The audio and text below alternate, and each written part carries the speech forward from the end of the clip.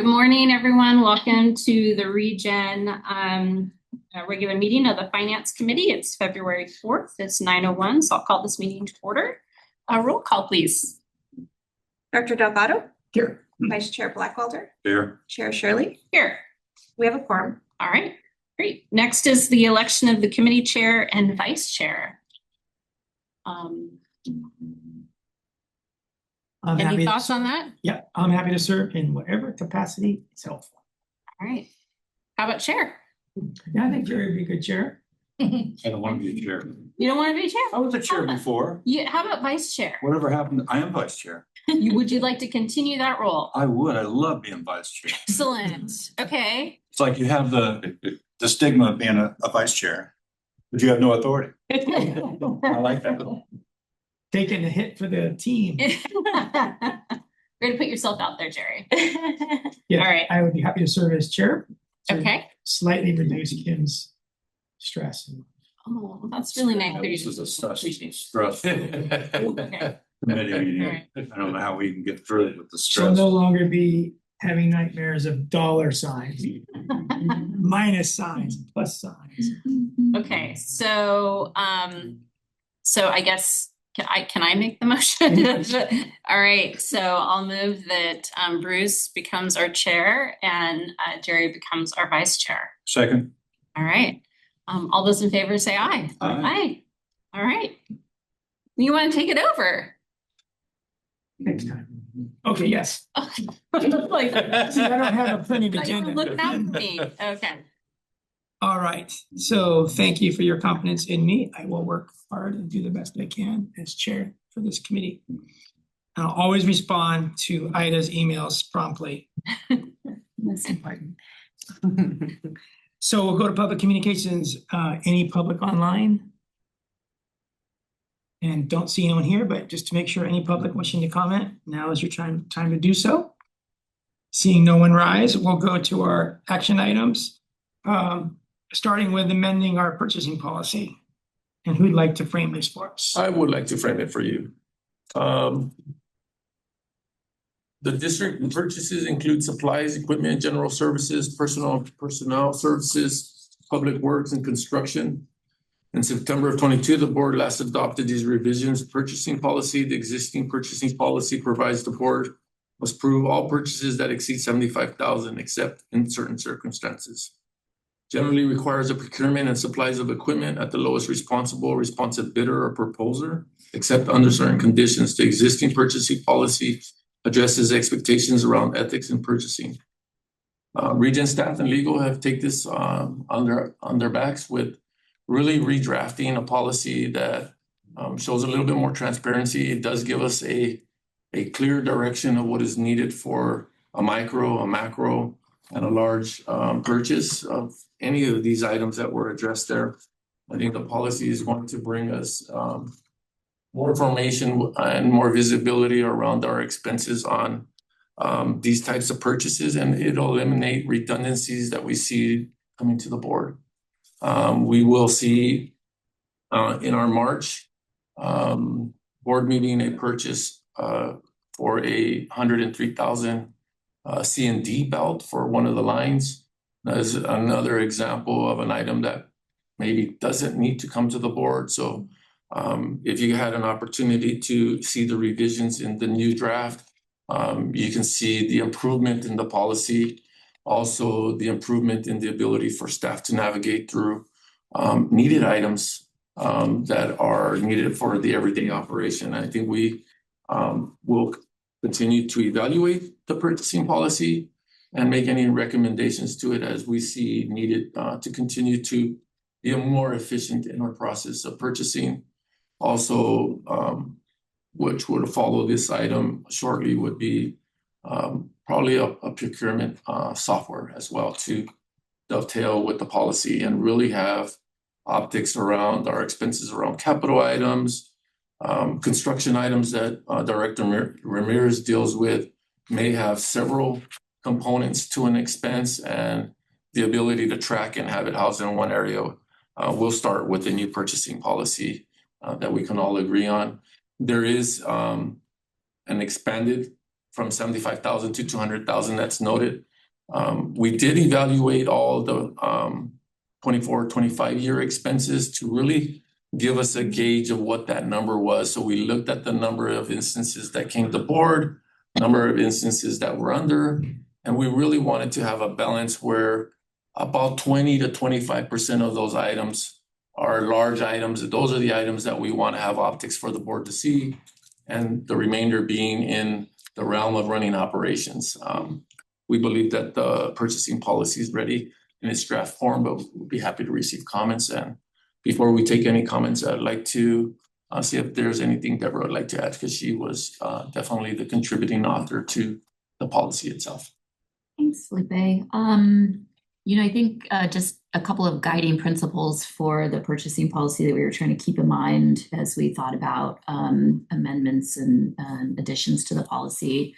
Thinking about the purpose of a purchasing policy is to ensure that the public agency is getting the services or goods that it needs in a timely manner and efficiently and at a good value. Also making sure that the private sector has a sort of an equal or fair opportunity to seek to provide services and goods to an agency. So that was one sort of thing that we were looking at, thinking about balancing. While the board, of course, has all authority rests with the board, but you can choose to delegate some of that authority to staff, right? And so we're trying to think about what's the proper balance of delegation to principally the GM for purchasing versus what the board holds, right? So thinking about that and the efficiencies for the board, but also for staff in doing the sort of day-to-day business of the agency and running the agency. So trying to think about where those are. I think what you'll see is, to the extent that there are delegations under the policy, we tried to balance that with having some statement of expectations for those delegations, like purchases in writing, and you must, we expect you to seek 3 bids or proposals, and, providing some of that structure and guardrails so that even when the board has delegated authority, there are some expectations that are stated and not just sort of understood or assumed. And then just filling a couple of gaps where it's staff said, I think this is what the board expects of us, but we're not totally sure. So we tried to write some of that down in here to give comfort, frankly, to staff that they are operating within the board's expectations. Okay. Let's go to public comment to make sure that we get that, if there is any. Seeing none in person, anything online? No, I show none online. Okay, so we'll close public comment. Any comments from board members? Input? I just had a couple questions. So on I guess it's page 9 of the document, under procurement process, we talk about an informal bid, and I'm just wondering if you can kind of define what an informal bid is, because it talks about, I understand the must follow formal procurement procedures in terms of purchases above 200,000, and then sort of the middle range is it should be based on at least 3 informal bids or quotes where possible, and then the last one is may be based on 1 informal bid or quote. So I think just to begin, like if we can kind of define what an informal bid is. Yeah. And I think the best way to understand it is in contrast to a formal bid, right? Okay. So a formal bid is putting out an RFP, a request for proposals, or a request for qualifications, or an invitation for bid. That's a formal document that's usually published on the agency's website. It might be published in the newspaper. It says the agency is seeking such and such good or service. These are the qualifications or criteria by which we're going to evaluate proposals. Proposals are due on such and such date. Submit them here. It usually involves a written evaluation component. It might also involve an interview or an oral evaluation component. Usually there's scoring criteria that are set out ahead of time. Qualifications are worth 20 points, price is worth 10 points, experience is worth 30 points, whatever.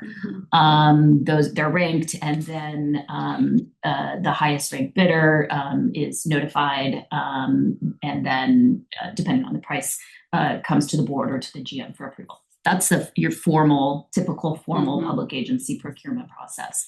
By contrast, an informal process could mean staff says we need to replace X widget, the conveyor belt apron. I'm not even sure those are the right words, but a piece of equipment. We know what spec it is. We know what we need. We're going to call 3 suppliers and ask them for their pricing. Right. So we're not publishing it in the newspaper. We're not publishing it on the website. We're not sending out like everybody who wants to has an opportunity to provide a price by this date. Instead, we're using some amount of discretion and judgment that these are probably 3 good suppliers who have the right quals, have the right piece of equipment, whatever it is, and can give us a price. So that's an informal process. Okay, so I guess the way to think about it is it's us seeking, like doing the work to seek price bids for certain things versus putting something out there and having people come to us with their bids. That is a way to think about the distinction there. Yeah. And a formal process, it takes longer, right? Because you have to you publish things and you set out timeframes. So formal processes typically can take 60 days to a year, depending on what the item is. Right. But for more time intensive, certainly more labor intensive for staff, because you have to put together all of those pieces and follow those structures. And so we use the dollar threshold typically for public agencies as sort of a guide for where we think that formal process should live, and then not. So in that paragraph, the must follow the should and the may sort of reached out to me. Yeah. And then I compared that with the table at the end. Because I feel like the should feels a little loose. Yep. And the may is also loose, maybe intentionally, but yet in the table it talks about we need it like at least. At least it seems a little bit more formal or like there's more oomph behind the language in the table. Yeah. So I'm wondering if we need to match those. Yeah, and it's a very good point. And I think there was some intentionality about it, but it might not be the right decision ultimately, right? So the intentionality behind it is if you are above the dollar threshold that's specified, the large purchase threshold, there really isn't any discretion. You have to do a formal process. Right. Unless, and we talk about it in here, it's an emergency or only one supplier can do it. There are a few. Okay. I see. But there really isn't any discretion. You Yeah. really need to do the formal process. For the medium-sized purchasing and the, I think it's the should, right? Purchases between 12 and 200 should be based on at least 3 informal bids or quotes, and then the where possible. So maybe it's either a shall be based where possible or should be based. But the idea is that there are times when there really only is 1 or 2 vendors that can provide this service. Right. So if you said shall and you can't actually get to 3, then we're stuck. Right. What do we do? Right. Okay. So that was the idea behind it, but I think we could clean that up to make that even more prescriptive. Yeah. I think I would feel better about that. So I'm what I'm hearing is this saying exactly that, right? When we run into the conundrum of 2 or 3, that it says we can make that decision at that level because there is no other options there. I think just saying what the intent is rather than assumption of what it's saying. Right. Shall where possible. Yeah. Fits everybody's need. Yeah. So that staff could, we know that the expectation is to seek 3. Right. If there really only is 2 out there, yes, then we can still move forward. Right. Got it. Okay. Right. Okay. Yeah, that'd be great. Yeah, I think we're trying to cover a broad range of different scenarios. And like Deborah is saying, sometimes we'll send out request to people, and then we only get one response. And that, and then, you know, we handcuff. So you we- attempted. We right? attempt, and we attempt very often, and then Yeah. sometimes, some bidders won't even respond because they don't get the job, you know, and then we're out there, like, we have electrical work. And we send it out, and they're like, well, we never get that work anyway. So like the pool kind of reduces after a certain amount of time. We still send out the requests, Right. but the job can get bid out by somebody else. Or somebody has like very specific knowledge about ReGen. We have a power plant, we have our own network of electrical stuff that is not unique in electrical, but like they have some prior knowledge that would enable them to be able to address our need sooner and with more experience of the site. That you know, that's really the one we really want to go for, because if we bring somebody new in, they're gonna have to relearn the whole system, and we're gonna have to go through the process of educating them just for one, you know, some what we would consider a smaller scope of work for this site. So having that broad ability to right size the procurement for the work is kind of what we need, because there's not a whole lot of people in this area who work on power plants, you know. Yeah. And so we're trying to do both the smaller stuff and the more complicated stuff at the same time in that bracket. So That makes total sense. So maybe it's the table that needs editing, because when you say at least 3 informal bids and you know that like there's no way you're gonna get at least 3, you know that there's only 2 people who are capable. yeah, Yes. and we will give in our justifications to Felipe, we give a justification of like, he's expecting to see 3. Right. And if he doesn't see 3, we give a justification as to why we did not acquire 3. Okay. We sent out to 5 and only 1 responded. We Right. sent It out to does say 5. where possible. Yeah, that's why we Right. Yeah. Oh, where put that- possible. Yeah. put that Okay. verbiage in there, Yeah. because it is Yeah. a effort we make. It's not always achievable, as Deborah is pointing out. Right, And right. so we have to, as the people doing the work, you know, Designated person. yeah, who's- we need to give that background to Felipe so that he can say, yeah, that makes sense, and he's gonna authorize it. Okay. Okay. I would also add that sometimes there are service providers that have a very specialized type of work, some service that they can perform that may be slightly different than what other people in that same field perform. And so some of those people don't even go through the formal bidding process. Like they just won't, you know, they're so on demand that they won't even go through that type of a process. And so sometimes the most specialized person that you would want to perform said job is, you know, not attainable through like a formal process. So in those type of cases, it might be nice to provide comparator quotes that are similar, but then also say, there's a reason why this particular person, you know, might be selected, even if their rates are slightly higher. If they're in a range, a comparable range, it's still nice to get those quotes, but there might be a rationale as to why one might be selected over another, even though the comparator's been done. Okay. Yeah, so it sounds like, okay, so the table's fine because it says where possible. So it's just maybe, I think, adding a little more clarification. Yeah, and so again, you're on page 9 in section B. So I think Right.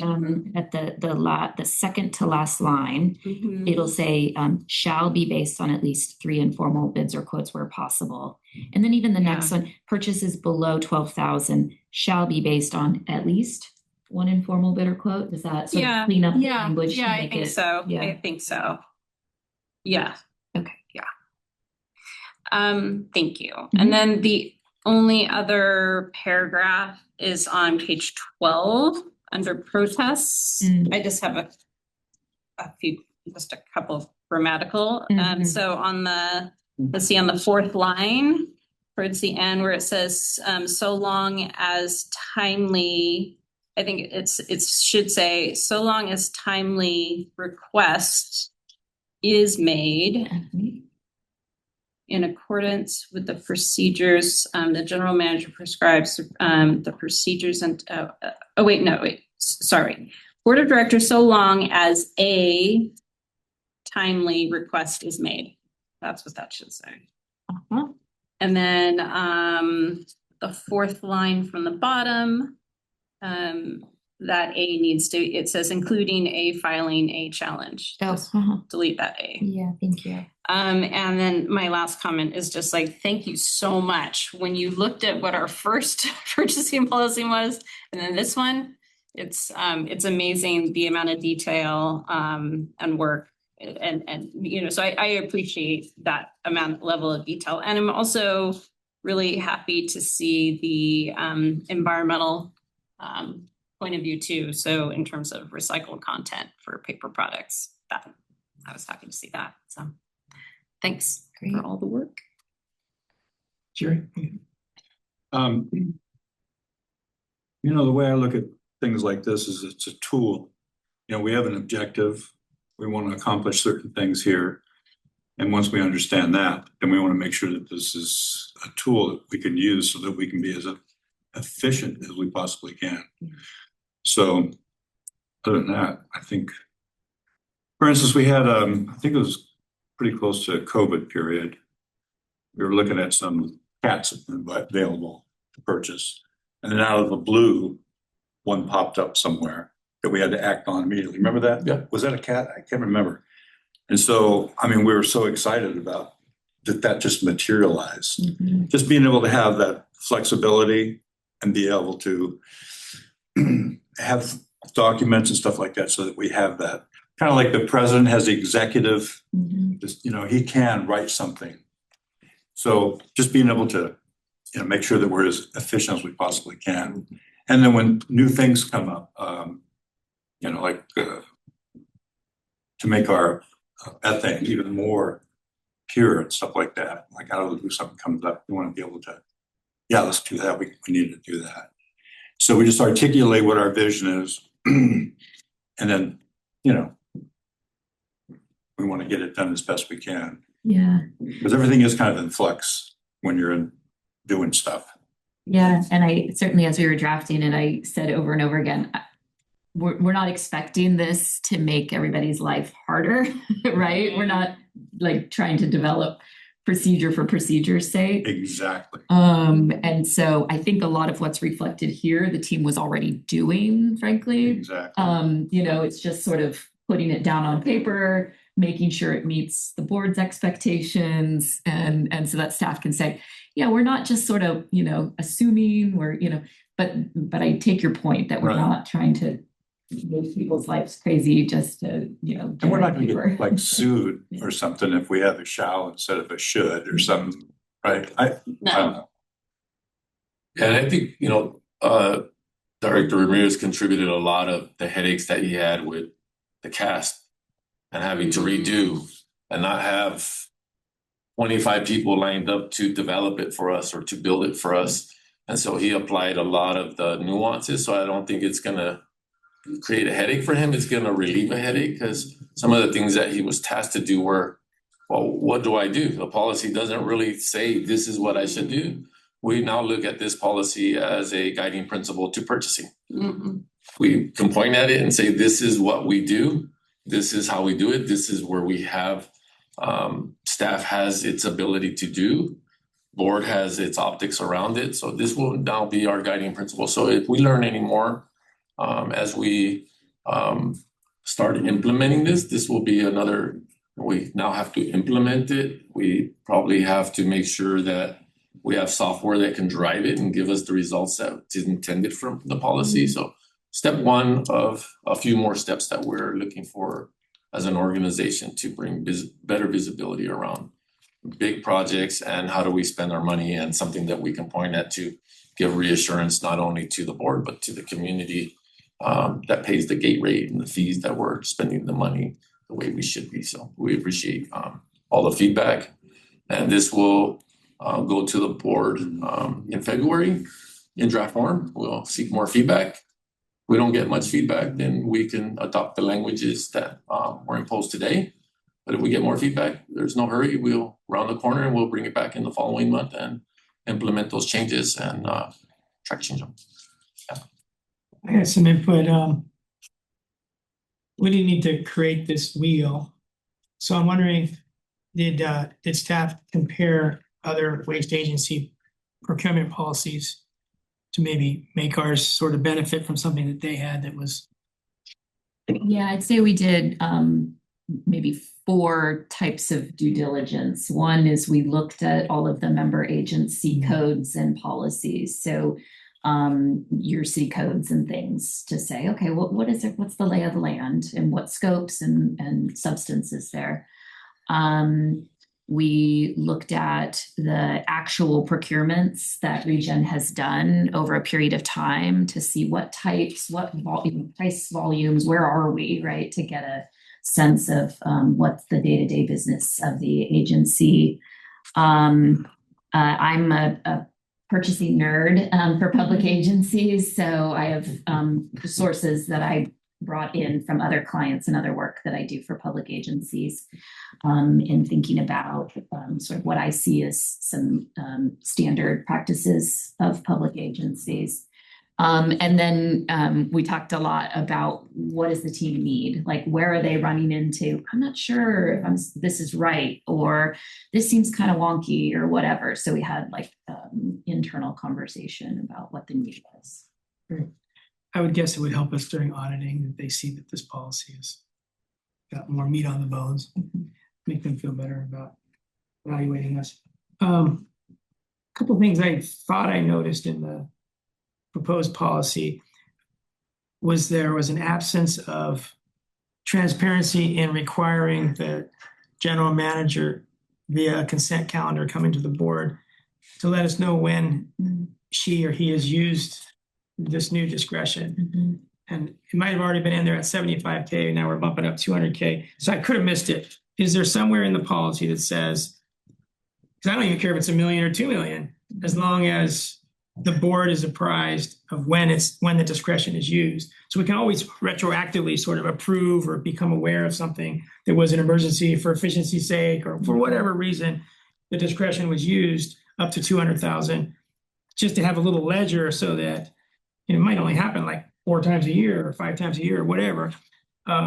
So it'd be nice to know when it does happen, so there's complete transparency, so that no purchase is made without budgetary approval or former board approval that doesn't retroactively at least come to the board. And I wouldn't think it would be hard to have a short list every board meeting, one item this board meeting, 0 items, 3 items, 0 items, 0 items, 0 items, just so that on the consent we can say, oh, well, look at that, he decided he needed 195K for a new belt, and it broke and whatever, they needed to be replaced. Yeah, I think that's a way for us to keep on track, keep on top of this policy, so we're aware of how it's working out, rather than it being used a lot or a little and we don't have a clue if it's a lot or a little. So for transparency, is it already in there, and would it be a big deal to put it in? So there is one sentence in here that gets at that page 8 of the packet. The general manager shall provide to the board on a periodic basis, typically monthly, a report on cash activity. Right, I saw that. So, but maybe that's not quite what you're looking at. That's really good, Yeah. and it addresses a whole different thing when you're using cash. This addresses could be check or wherever you make the procurement, but it could be $175,000. It wouldn't fit under that because it's not cash, but it's the same sort of issue. Maybe go in the same section. I mean, I'll ask Deborah the question. Would we want that to live in consent? I mean, that belt purchase is one of them, right? Yeah. If the current policy was in place, I would purchase the $103,000 belt, but then it could show up on consent, or do we just put it as part of the finance packet of these are the expenses that were incurred? Belt expense, loader tires, a diesel delivery drop that was, maybe at that limit, 175,000. I think those are good. Up to what point do you guys want to see that visibility? Is it that 100,000 to 200,000 range? Is it every expense? Because I'm sure you wouldn't want to see those $1,000 expenses, $2,000 expenses. But we should have a range of, when I exceed the 100,000, those will be annotated in the finance budget. And we could just, go ahead. I think this is good for discussion. Yeah, I think it's a good thing. We can discuss amongst us of what might satisfy what you're talking about. I think as we're developing this is one of the first steps in developing more robust stuff. Like what we could do as another idea is contracts, a ledger of contracts that were signed that month. Felipe signed four contracts this month. It's just, the amount, the vendor, and then that comes out every month. That may be a possible way to address it. So that way, because on the cash side, you may be multiple months where you don't see the amount, where it's like 25% was paid each month, and you'd have to do the mental math to connect all those dots over the months. But getting knowledge of the contract was like $100,000 contract that was signed, just to get awareness. Street sweeping, I think uniforms, things of that nature. They're reoccurring expenses that will go into an exceedance, but you put in the ledger one time and say, the annum expense is going to be X, I think. And then you will see the cash spends over time that go to that contract. I think internally we can talk about ideas like that, both on the cash side and on the contract side.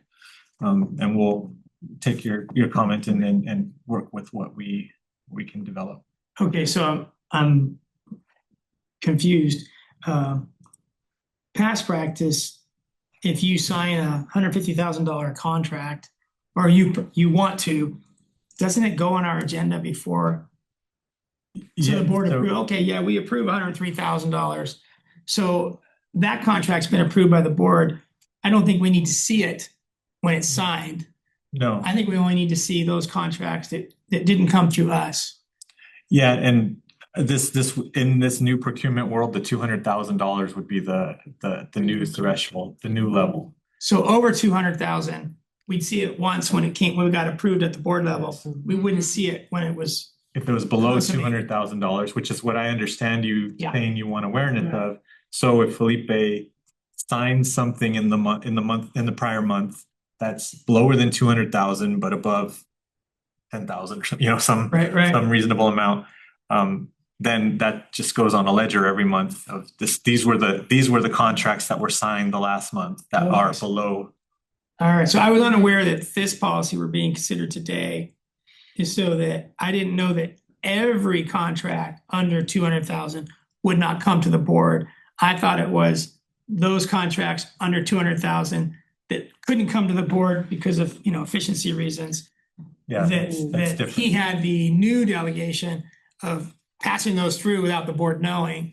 So does this policy mean that any contract under 200,000, we the board won't see? That's what it is. Okay, I got you. Okay. I think there are purchases that are contracted purchases, and then there are also purchases that are smaller that maybe they may not have like a formal contract, but go to Felipe. It's like a work order, great.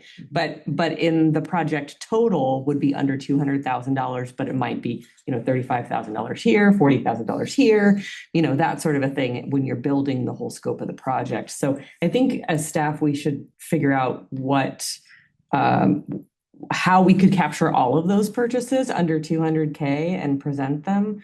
But back to Felipe's point, it might be nice for us to know what's the minimum number where the board is saying, maybe we just don't need to see purchases that are under this number. So we're not bogging you down with these long lists of purchases that. Oh, I mean, we never saw anything that was below 75,000 before, right? Because that was your limit. So maybe it's just anything over between 75,000 and 200,000? As starters, to see if it's too clumsy to do that because there's so many. Yeah, we'll talk about it and kind of put brackets on what we think the amounts are, and we'd have to develop a new monthly task, but we'll see what we can come up with. What's the general manager's ability to do something de novo? How much can he spend de novo that we didn't know about? It seems a little bit slightly different than what we're talking about today. So if something unexpected came up and he needed to spend 220,000, what's his, like in Marine, it's like the city manager can approve anything under 25 grand or something like that.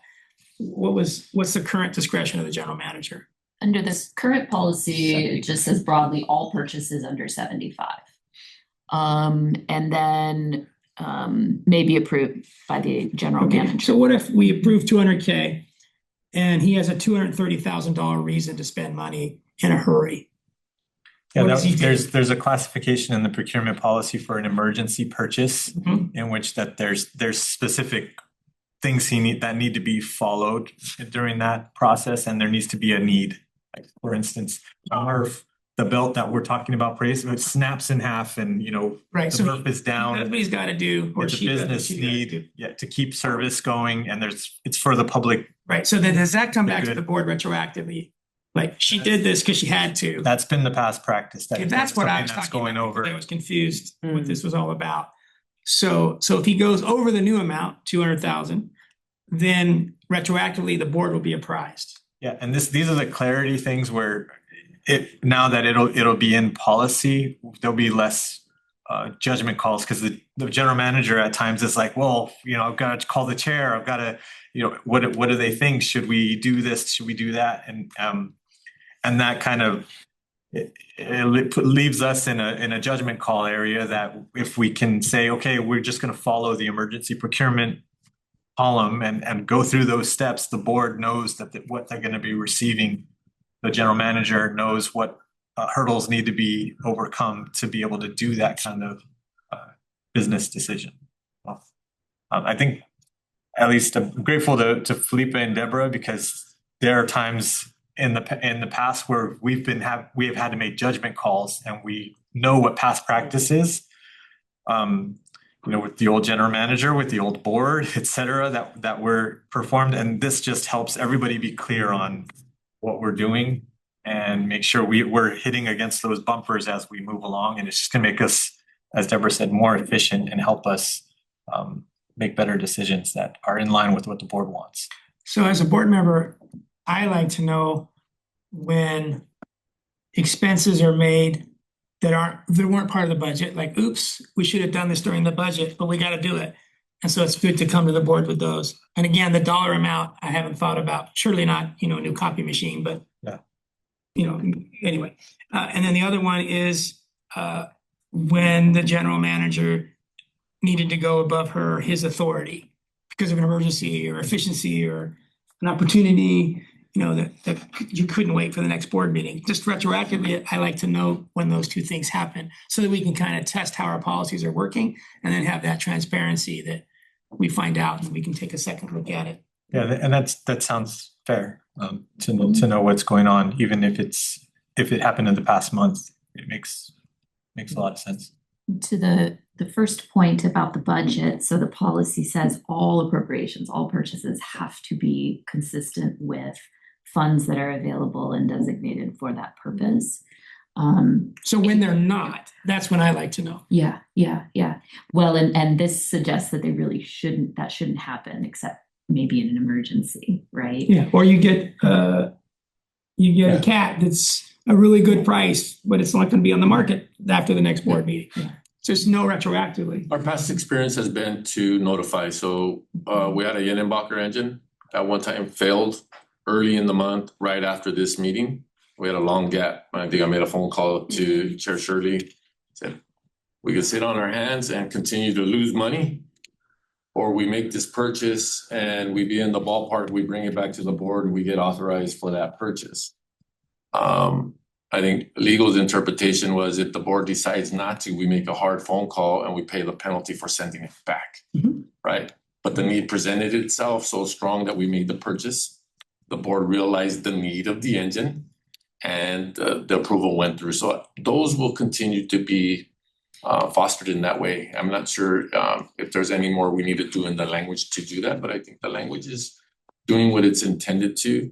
Again, this will be a policy that should be optically visible. If we ever have any concerns that it's not there, then we bring it back and we say, we have a concern based on the actions that were there. But this is the first entry into that realm of assurance that there's a practice in place that is desirable of the board, the public, and staff that make us more efficient in the process.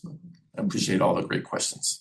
All right, my next is smaller issue, and it's more Zoe's realm. She knows more about this than I do. But the last time I looked many years ago, the thing about recycling was important to clarify post-consumer recycling products that you want to buy. This is a post-consumer, 20% post-consumer, rather than just this is a recycled product. So like, you know, the mill shavings are recycled if you put them into paper, but if you put used paper into new paper, that's post-consumer, that's even better. And I'm wondering, I looked through the policy and I didn't see any reference to post-consumer. I just saw reference to recycled products. Recycled products. Yeah, so and this is in section 8, and we added this to make sure that we were responsive to 1383 and our obligations for certain purchasing requirements. Yes. So this is the minimum requirement, and then I think it's a policy decision whether to elevate the minimum requirement. Okay, so the minimum now is recycled, and I think the language there is if it's cost prohibitive, you don't have to get recycled. And so if the minimum instead was something higher bar, like post-consumer, you try to get post-consumer. But if it's cost prohibitive, you get recycled. If it's cost prohibitive, you get non-recycled. But if the post-consumer is still a higher bar, better for the environment, you know, who else but us would be able to do that? You know, we're like the shining example of someone you'd expect to do it if it was reasonable. But I don't know if it's still a big deal. It just was many years ago when I looked into it. Yeah, I have the same background knowledge as you do on this topic, and maybe that's an area where we could write, you know, when possible or where possible, something like that language that would make sure that we're meeting the minimum state requirement, but also signifying that, you know, when it's not cost prohibitive, that would be a good goal for us to achieve. Okay. I do think there's something to be said about being more restrictive. That's adding another level of restriction on what organization can do. And so I think it doesn't prohibit us from doing post-consumer content paper. This just sets the lowest bar of what we're required to do. So I think that's for consideration too. It's not like this means we have to get recycled. We can still go post-consumer if that is within the reasonable cost. Yeah, but if you don't write it down, any turnover in staff, they may not even look for post-consumer. It won't even pass their mind. They'll just go for recycle. True. So if it's available on the market, if it's commonplace, if it's better, but you don't have to do it if it's cost prohibitive, it might as well be your first resort, recycled your second, and non-recycled your third resort. Let us look into it, and then we'll make a recommendation whether it should go in or it should stay out based on relevance of the need. Yeah. Okay. And then I don't know how germane this is to the policy before us on the agenda today, but I would like to better understand how the delegation works from the general manager to department directors. You know, if Zoe wants to spend $5,000 on something, or 25,000 grand or 100 grand, what's her delegation, and David yours, and how does that work? Yeah, so the policy is written to say that the delegation comes from the board to the GM and then recognizes that the GM has authority to write rules and procedures for their staff and how they want to implement that with staff. And it also recognizes that the GM could delegate some purchasing authority to staff as they deem appropriate. So it doesn't get into the details of the GM's work there. And when we were talking about that, because, you know, people certainly ask, well, how, you know, what is that going to look like? We said, let's start with the policy, make sure that we've got the boards, we're going the right direction with the board. And then Felipe can work on, you know, the details that flow from that, from him to staff. I think the challenge is there's parity in every role. Like David's expenses will be in the millions and millions of dollars, right? And so I think that's what we need to analyze after policy's been. When I worked for the government, now I'm retired, it was so nice to be able to just spend at will with the trust, you know, up to a certain amount. It was like 2,500 in some circumstances and 10,000 in others. But then at the end of the month, you'd have to give your credit card statement to your boss. And if you did anything stupid, you know, there'd be, there's a review. So we never did anything stupid, but we didn't have to go and get the approval every time we wanted to buy something. It was so nice to feel that trust and empowerment. So I was just curious how it worked currently here. We do the same thing. I get from finance, stack this big, usually it goes to the finance director. It has all the purchases that are being done on credit cards so we can review it. We sign, we authorize that, we evaluate it. So we do that every month. That's really nice. We also currently have a purchase order system whereby purchases over $500 go to our supervisors for approval. So there is a mechanism within that currently, and I think what I'm hearing Felipe say is that we can look at that after this policy is completed to see if there's any revisions needed. And that's, I don't feel particularly handcuffed through this process as a staff member. and there is a practice of what you're talking about. If they need to do tires on a pickup truck, the equipment manager is going ahead and making that purchase, not having to go through the general manager. The stuff we're all talking about is like writing that down and then making sure that, everybody knows their bounds to be able to execute what they need. And it may follow just these same thresholds. It's just like, as Deborah said, Felipe would come up with those numbers and what the authorizations are. And that's in the future because it's after this, and we may never see that, or would we see that new policy from general manager delegation? Typically it would be in Felipe's realm. And so it wouldn't be a board approved item. That's for him. Generally, I'm saying for the city manager equivalent, right, to decide on how to implement the policy. Great. Okay. Thank you. So, someone like to make a motion? I will move that we recommend this purchasing policy with the minor edits that we talked about. Second. All right. And I assume that means a look into the post-consumer. Yes, post-consumer, the minor edits under the protests. And then just the couple word change under the procurement process. And thinking about any reporting on contracting Right. that happens at the June level. Yeah. Right.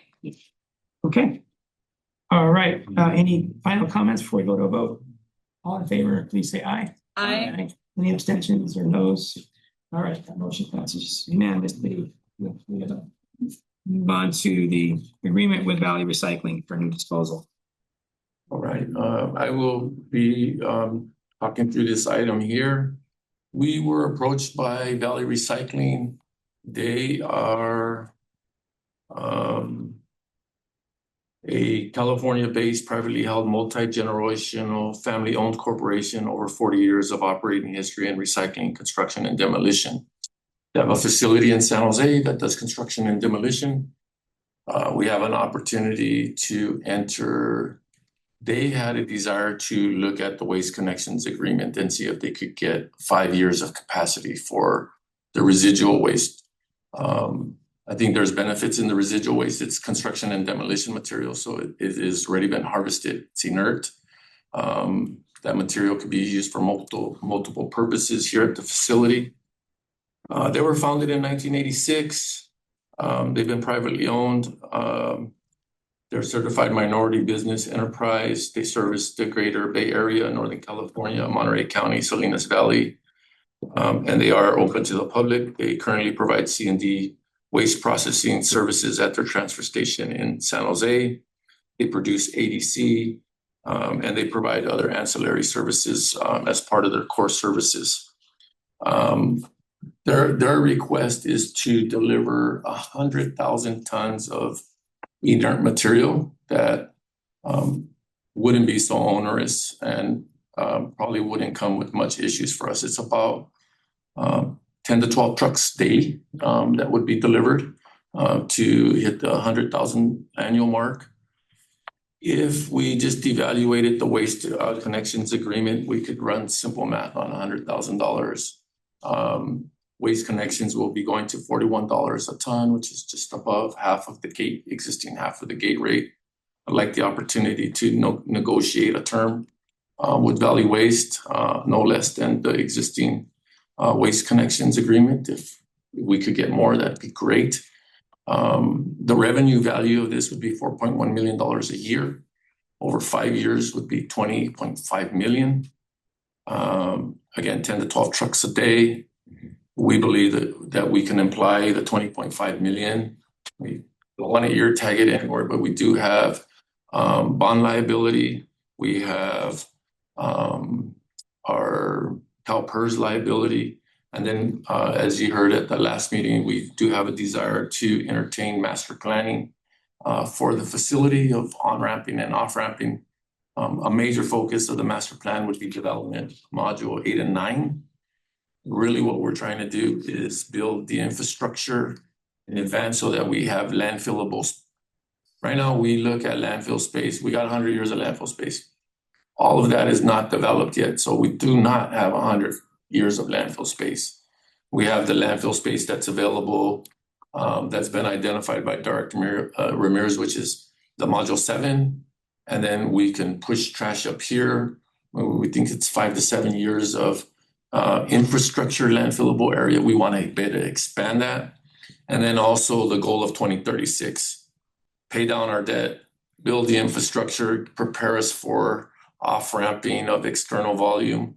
But we could use these dollars intentfully for the objectives to approach 2036 and leave us in position to render a decision whether we want to continue to take external volume, whether we want to not, and just expand landfill life. But I think it would be favorable for us to get to the infrastructure that's desired to attain 100 years of landfill life. And this would be a really nice opportunity for us to enter into an agreement relevant to revenue dollars that's needed to finish some of the projects and hopefully present an opportunity not to get into our undesignated cash as frequent as we have projected in the last budget year. So this is another opportunity for us to realize an opportunity for revenue to build longer term infrastructure that will prepare us for landfilling at any given time without having to rush into a landfill design because we're running out of space and landfill planning becomes a little bit more difficult to do. Expanding it gives us greater opportunity. I think I will hand it over to Director Ramirez if there's any impacts or concerns with the landfill space and any comments that he may have on the volume that could potentially come to ReGen. Yeah, this particular material that Felipe is talking about is actually a pretty dense material because it comes in, it's already been chipped. It's very compact. It's not like a regular waste, which is very fluffy and very voluminous in comparison. This has been chipped. It's construction and demolition debris. And so it's really compact. And I think for every 5 years, it would be, for every 5 years of this agreement, it would be probably 0.7 of a year worth of landfill capacity. So it's pretty small in its volume that it's going to take or landfill space that it's going to consume. 0.7 might be 70% or 0.7 of a year, like 70% of a year of capacity. Sounds like a lot. Of 1 year for 5 years of waste. Oh, in 5 years, we would be consume using 70% of a 1 year space. 1 year space. Yeah. So depending on what agreement term that Felipe ends up negotiating, we can multiply that out. But it's not a big hit on landfill volume, and it's actually very dense material in that we're going to get more weight per volume out of it. So I have no real concerns. The material is construction and demolition debris, so it may have some drywall in it. We're already treating for hydrogen sulfide, H2S, as part of our landfill system. So I don't see any major impacts of this causing any problems whatsoever at the landfill. And I was able to get with Jameson Pfister and the ops team relevance to equipment and people. At this time, we wouldn't need any additional manpower or people for this existing volume. So it will make us just more efficient in our usage of equipment and manpower. We're excited to do that. We'd like to bring this to the full board at the end of February to give legal counsel and the general manager's opportunity to go and negotiate a term, bring it back to the board for approval, and see if we could really disposition ourselves financially and build the infrastructure that we desire to go further out without coming into a wall. I think when we were building Module 7, it came very relevant to David, is we already need to start working on developing Module 8. Otherwise, we become very efficient in the way we're filling. I think for the last quarter year, we've been filling upwards, and operationally, operators want to fill where they're just pushing off into a hole rather than up against walls, mainly because we're challenged with the fluff liner and the protective layer that we want to protect the infrastructure. This material could be used for some of that in future developments as well. And it would come at a better rate than what we currently get material from the Zanker facility and ZBest facility of their overs, which is a ADC agreement that we have with Green Waste that expires in 2030. We get just short of $18 a ton. This would be an improvement by almost double what we get right now for that type of material. So this is an extremely rare opportunity for us. And I think some other ancillary work that can be performed is broaching City of Salinas that we're doing this. And when they have realization that we could, help South County landfill, Johnson Canyon landfill with their time, I think this is an opportunity that we will expire in 5 years, and we can always revisit with City of Salinas with opportunity as we approach that 2036 time.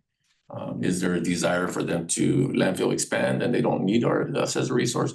It'd be good for us to identify that is the case, and I'd like to fact find our position with the City of Salinas a little bit more.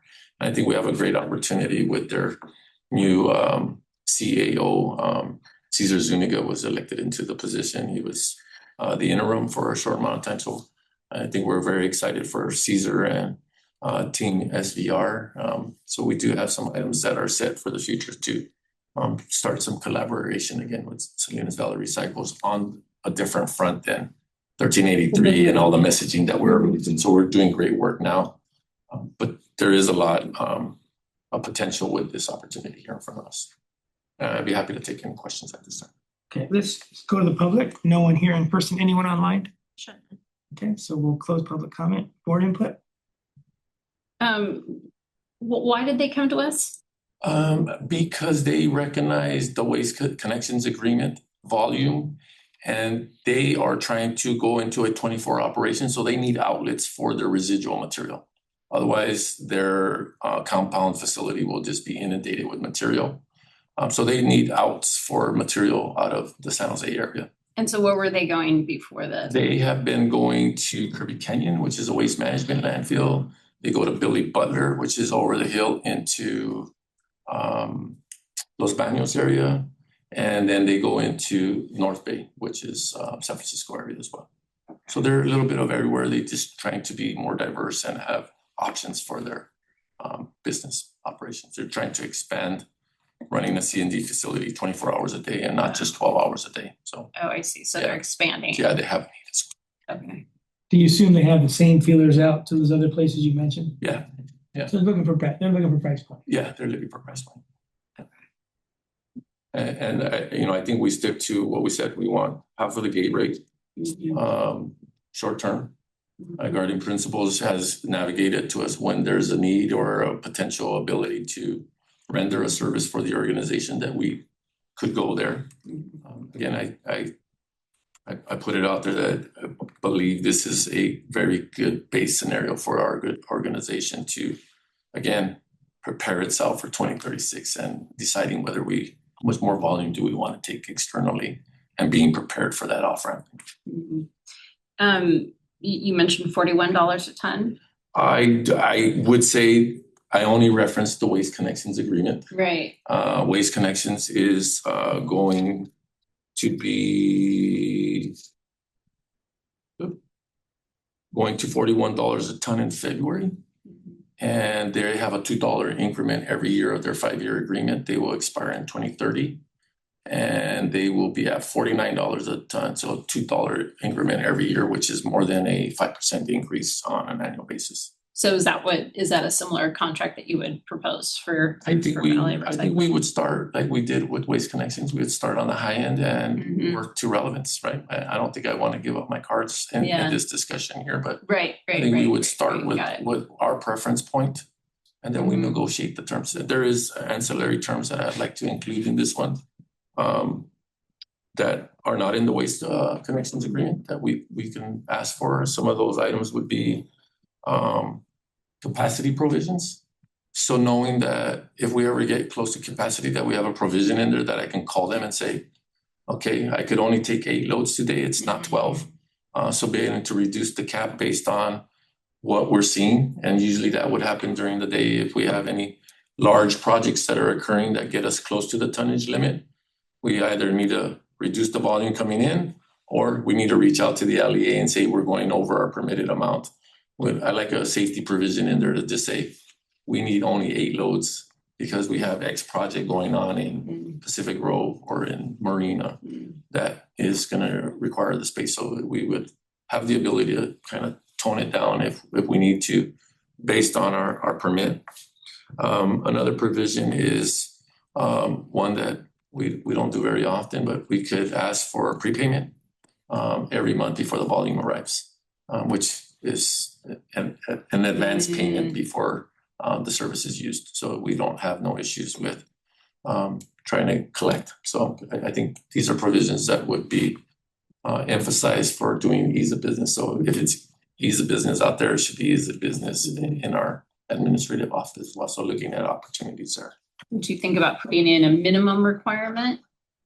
I would take that suggestion very gratefully. So I would say we would want a minimum, but also cap, right? We want to know what the max volume would be, and I would say it would benefit us to put a minimum, put her pay. You put her pay 80% or you pay the full amount.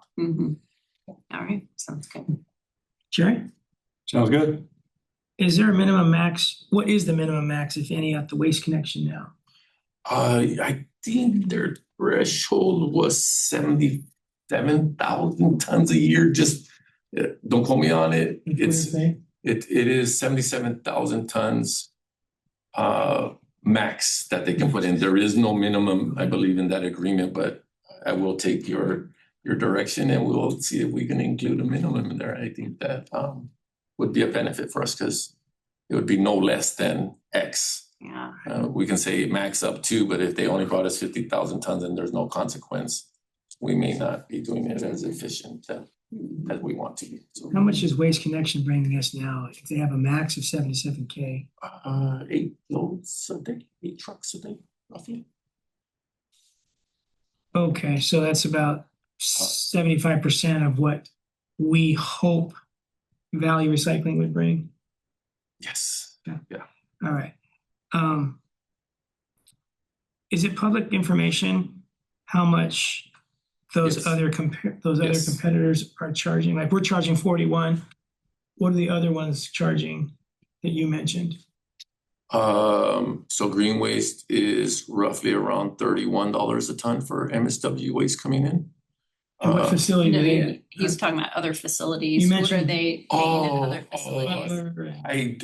The private companies, I do not No, know. the landfills, the Kirby landfill. Kirby is a private, so I would not know what And terms Billy they're Bugger. under. Billy Bugger, I believe, is public, so I could do public search on what their rate is for them. I do understand that Billy Bugger has a threshold, a minimum threshold. I think 2 or 3 trucks are allowed a day by that current hauler there. So there is gonna be restrictions. Not all of them are public information, but the ones that are, we will research. The pulse of the industry compared to when we started with Waste Connection, have the rates gone up or gone down? Is it more of a buyer or a seller market today compared to when we started with Waste Connection? I would say it's starting to shift towards the seller, right? when I look at the historic agreements, it was definitely the buyer's market. We now have theory that I'm not sure if I want to give it away at a third. At a half is a great consideration because there's value for the outcomes of projects. So we as an organization are turning that buyer's market into a seller's market, but by preparation, we're doing rate increases, we're doing other things. We could turn away and walk away from it and still come out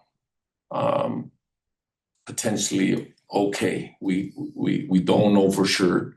These are added elements to the revenue that will bring items to completion, whether it's the development of modules, whether it's pay down our liabilities. It will be a benefit, but we are shifting that market from a buyer's market to a seller's market.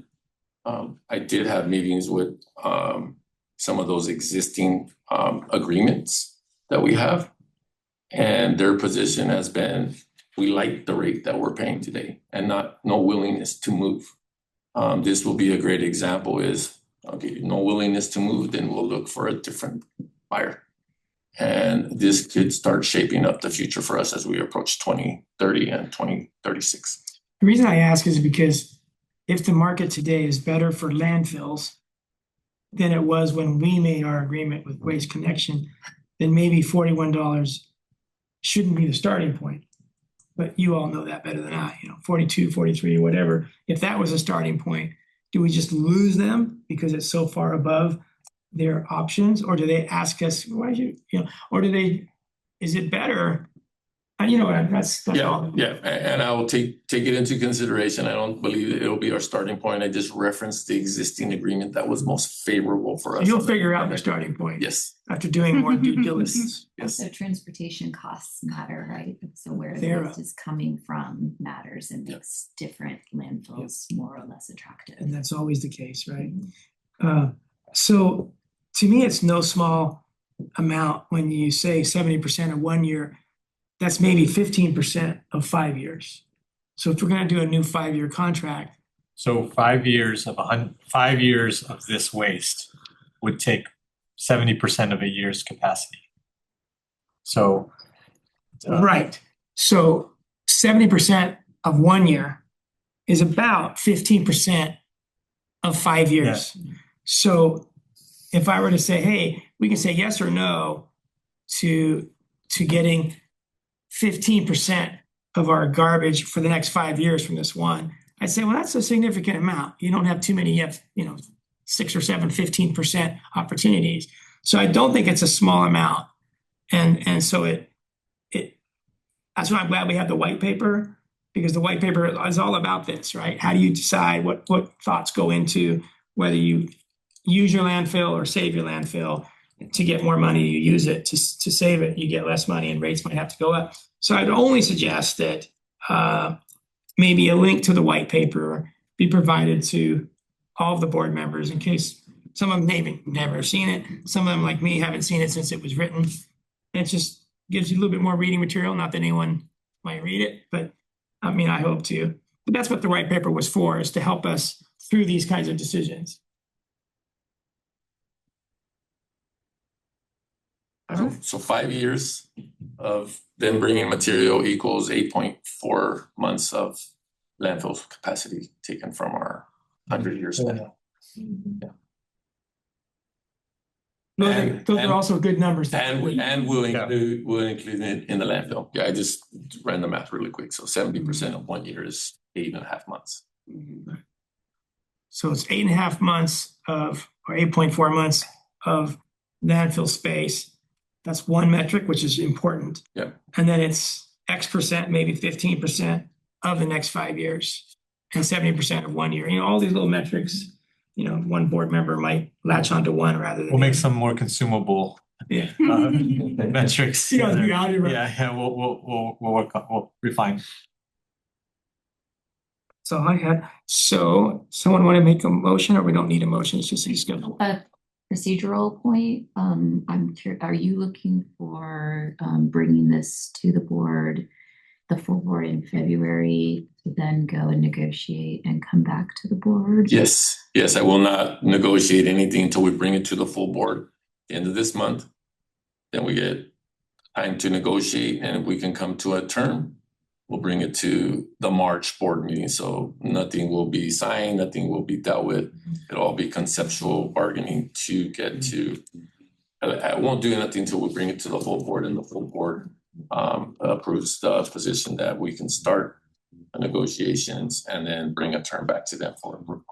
And always looking out for not compromising our negotiating position by having to telegraph to the person we're negotiating with what we're doing. So Is this a that- closed session item then? there really No. isn't a basis No. for a contract negotiation in closed session. Okay. So I'm just food for thought. And we're practicing transparency. It's something we do, right? People can go and discover, you know, at the end of the day, if they're very interested in what we're doing here, they can discover anyway. So, you know, to Deborah's point, if there is no rule for us to be in closed session, I'm happy to talk that we're gonna negotiate similar, you know, attributes, but we won't see what that happens. But I'm not sure if there's any other way to do that from here to the board meeting. We'll see more exposure. Do we just limit what we're saying we want to do? And that's really to go out and bring back a negotiated term for the board to authorize and review, right? Yeah. So I guess an alternative approach, food for thought, would be to not go to the board in February, take the feedback here, and try to bring complete a something. negotiation, and then bring a contract for the board's approval. Sort of depends on the sort of getting direction from the board on their appetite for this kind of a transaction, whether it's worth staff investing the time. It would save staff a whole month's worth of time to wait. Mhm. We could essentially set some meetings up and have discussions and bring all the reasons why we want to do this. And by the way, we have a draft agreement prepared and hear back at that time. And Yeah. we're not given all the terms in advance before we actually negotiate. So I think it'd be advantageous for us. I appreciate your. Yeah, that is a good point. I mean, I feel like with the white paper, we've already made that assumption that we're in the position to entertain these sort of contracts anyways, because of the amount of landfill life that we have left. And that we have projects that we want to complete. Like, we've already stated all that. And so I feel like I can't imagine this coming to the board and the board saying like, whoa, hold on, you know, we're not gonna take outside waste when we've already had this discussion with the white paper. And so I think I would feel comfortable, you know, in that it would provide you know, staff with a better position for negotiation. I mean, I think my sense is that the board wants to make sure we're getting a good rate. And because I think that's been the issue in the past. And so if we want to make sure that you know, we're using our landfill wisely and that we're getting what we need to continue to be a landfill that, you know, that functions really well in the future. So I'd also add that the guiding principles, which states when we should and shouldn't be considering outside waste, was adopted by the current board. And so that could be another reference document to get at what you're mentioning. Right. Was the purpose of the guiding principle. Right. Exactly. Right. Yeah, I guess it was the guiding principles. It wasn't the white paper, but it White was the paper guiding. informed the guiding Yeah, principles. right, Both documents are. right. In my head, it's all meshed together. But right. I feel like we've had this discussion. Yeah, I'm good with that. We can prepare the agenda item for when we're prepared with the negotiation piece. So it gives us a leg up on sharing where we would want to be at, and we can do that behind the scenes and then present our best option to the board, and the board can send us back, or the board can approve. And we don't have to accept at any given time until the board says, yeah, we're comfortable with it. I'm feeling uneasy about a $20 million contract being pursued without the board knowing in advance. And I'm wondering if there's a way we can either use email to board members or another way. So besides using an email to board members, so that this could come to them without public discussion of rate details that would compromise our place in the negotiation process. It's a good opportunity, especially for new board members, to put together our guiding principles, our white paper, and here's an example of where we apply what's in those documents. What do you think, board? And I think, like Kim, in this regard, that they're gonna say yes. No one's gonna, maybe one or two, but the majority is gonna say yes if staff has good reasoning, which they do. And we can always use 20 million for various things. I think the answer is going to be yes. And so the question is the process that we use to get to a yes. And Kim is suggesting a more truncated process, and I'm suggesting a longer process. But I don't want to suggest a process that holds you up to get this done sooner than later. And I don't want to suggest a process that compromises sensitive rate discussion to a negotiating party. So I'm not sure, I'm not going to die on a sword for anything, but I don't feel easy with a $20 million contract going to the board when it's already cooked, because by the time you negotiated it, you're saying, do you want to approve this? Or do you want us to go back and tell this party that we wasted everyone's time? It's kind of late in the game to bring it to the board at that point. Could I suggest maybe in the GM communications at the board meeting could be information provided to the board that this is a project that the GM is working on. Should you wish to discuss any details, please contact me. Yeah, and providing some of the contours about who the potential contracting party is and so forth. And we suggest you look at the guiding principles and the white paper, which have been emailed to you or will be emailed to you. Or background. Even more that staff will be guided by those board adopted materials. So check them out. Check out those documents. How many new directors have we gotten since we approved our white paper and guiding principles? How long we got? Like 3, I think, maybe even 4. I think that they were a part of it though, right? The guiding principles was this board. Okay. This board, and maybe with the exception of yourself being absent. But I think the white paper, we have 1, 2, 3, 4, 5. I'm not sure if they were here during that process for the full white paper. And that was a long process, so they may have been here towards the end of it, but not through the entirety of the process. Because that's kind of the point, is if you have that, then that's our philosophical position. And so if we're, doing that, we're being consistent with what we've already agreed on. But notifying people by email, or, there's nothing wrong with that too. If somebody thinks it's crazy. Right, so I think Deborah suggested a kind of compromise between the positions. And if we can get them the white paper and the guiding principles, whether they look at it or not, we're being as transparent as we can be and protecting our proprietary information at the same time. Yeah, we have a great opportunity, but we want to forward you these documents so that you understand how we look at things. Yeah. Okay. So In addition to the GM comments, there's also, this committee does report out to the board as well. And the agenda is, and notes are transmitted to the board, and that may be another opportunity to consider. Or you could at least state that you brought this to the finance committee. well, in I like all the GM comments. suggestions. I'll look at Deborah as what I should and shouldn't be doing. I really like the idea of putting general comments, giving a overview. I do like the idea of an email going out, maybe individually to everybody. Here's the item of discussion. Here's the draft, or here's the white paper. Here's guiding principles. And if you have any questions, reach out directly to me, right? And then we have substance before they see it on the agenda packet and general manager comments, less likelihood of questions. Questions will most likely come in advance.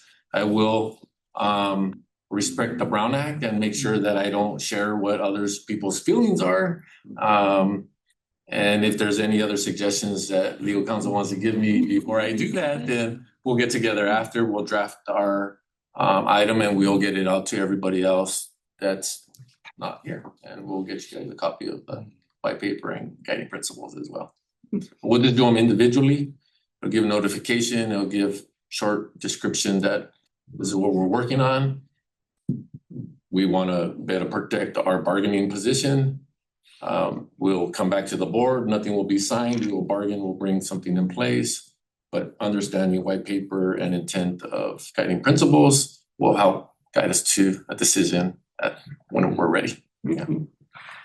You okay with that, Deborah? Yeah, Yeah. that sounds like a nice way to achieve all of the goals. Yes. All right, so we don't need a motion on that. It was just a discussion. And now for the bylaws of our committee. Sure. We included the bylaws in the packets, the last 2 pages. Ida and I were able to review the bylaws and didn't find anything of significance that needed to be addressed or changed. We would be happy to hear from the public, be happy to hear from the committee here. And we probably wouldn't bring bylaws in the February meeting. We would potentially get them to the first personnel meeting and share the same bylaws to see if there's any comments back, and then we'll bring it back to board to approve the existing and show that we revisited the bylaws, and we can show that it's been updated as of 2026 and that we're open to the bylaws that exist. As needed. Yep. Okay, so no change, no rush. Any comment from the public? Anyone on Zoom? So we'll open and close public comment. Any input from board? I don't have any. None from me. Okay. Thank you very much. All right, so we don't need a motion on that. We'll move then to the financial audit from the general manager. I just want to better communicate to the board that Giselle and team were able to get the financial audit finished. It'll be in the board packet for review in the next board meeting. We had no substantial findings in the audit. And we will look to have Nathan out here to present the audit findings to the board. And I think that's all I have. Anything you want to add, Giselle? No, not all the entries that last year were of question. We booked all of those ahead of time, so this time was very clean. And your name is Giselle? Giselle, yeah. Giselle. With 2 S's? 1 S, 2 L's. 1 S, 2 L's. Giselle, you want to give a little bit of background of who you are and how long you've been here with ReGen? Yeah. I'm Giselle Koktape. I'm assistant accounting manager. I've been here since 2019, so almost 6.5 years. I came from one of the big fours, Ernst & Young audit firm. And then after that, I worked at a tech company in San Jose, moved to Hollister, then worked at Martinelli's, then came here from there. So you're wholly comfortable doing Garth's and Helen's job, including your annual own? I'm trying to. That's a good answer. Well, welcome. Thank you. Good to see you. Good to see you. The financial audit, I always find to be a wealth of information about the whole organization. You know, it talks about so many things. The purpose is dollars, but it seems like it goes well beyond that. So they're always great if you can have time to read them as board members. All right, any comments? We'll go to the public. Anybody online? Sure. No. Okay, we'll open and close public comment. Any board input? No. Okay, then we'll go on to number 7. Any future agenda items, folks? Want to suggest? I have none. I have none. All right, then we will adjourn, and our next meeting is March 4th. Thank you, everyone. Thank you very much. Thank you.